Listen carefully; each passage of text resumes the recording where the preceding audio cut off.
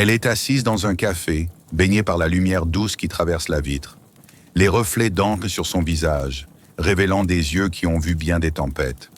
Autrefois, il brillait d'une curiosité insatiable, d'une soif d'aventure et de passion fugace. Aujourd'hui, il porte une sérénité profonde, une force tranquille, forgée par des années de leçons apprises à la dure. Cette femme n'est plus celle d'autrefois, courant après des étincelles éphémères ou se perdant dans des promesses fragiles. Elle sait précisément ce qu'elle veut et surtout ce qu'elle ne tolérera plus jamais. Son cœur a été un champ de bataille.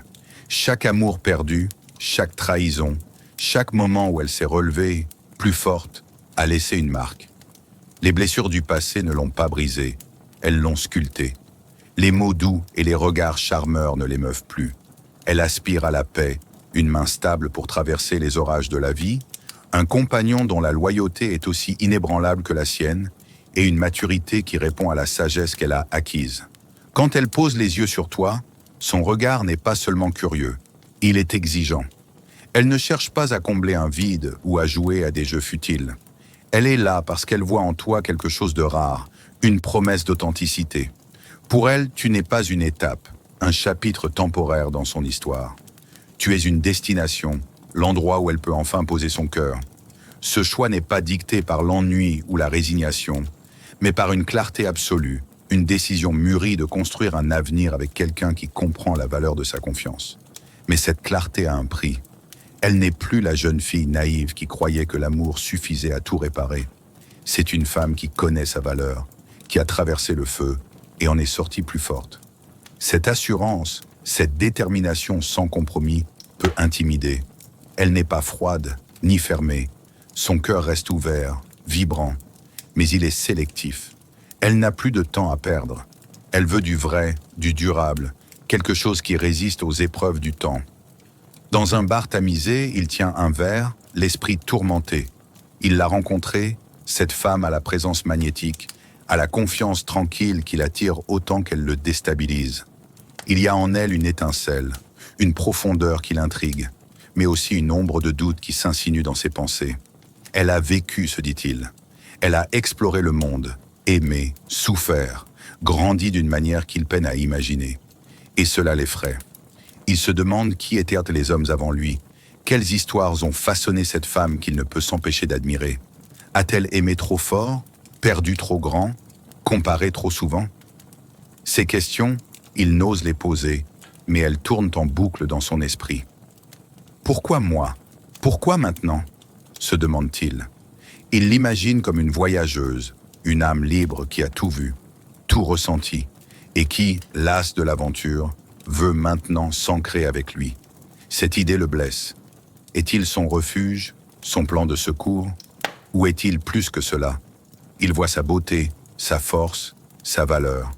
Mais une part de lui redoute son expérience, son assurance. Une femme qui sait ce qu'elle veut, qui a assez vu pour écarter ce qui ne lui convient pas, lui semble un défi qu'il n'est pas sûr de relever. Et s'il n'était pas à la hauteur? Et si son passé avait érigé des standards qu'il ne peut atteindre? Cette hésitation n'est pas toujours juste, mais elle est réelle, nourrie par ses propres insécurités et les murmures d'une société qui lui souffle qu'une femme qui a trop vécu est peut-être trop à gérer. Alors il hésite, il doute, il recule, même quand son cœur lui crie d'avancer.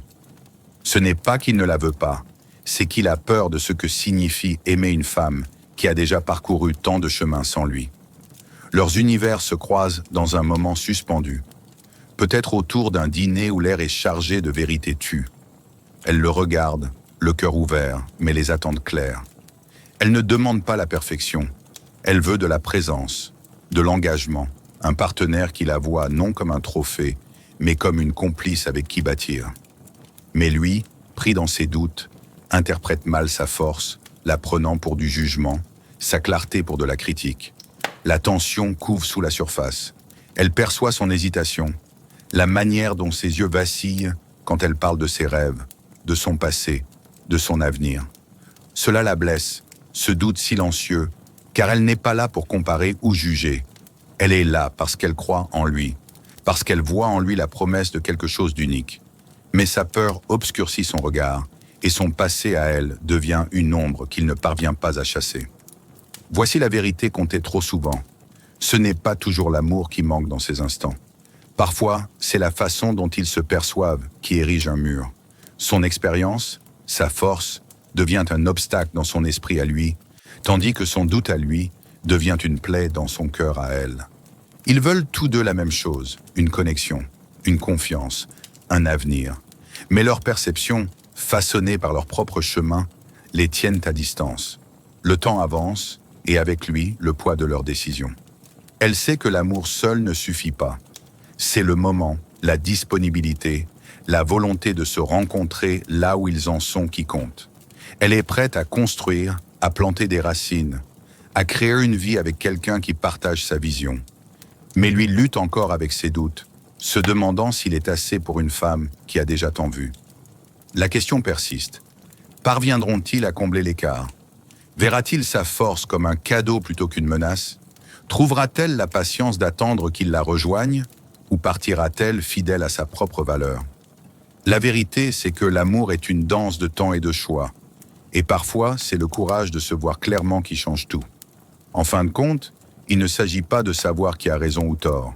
Il s'agit de savoir s'ils peuvent lâcher leur peur et leur perception assez longtemps pour se voir vraiment, pour construire quelque chose qui dure.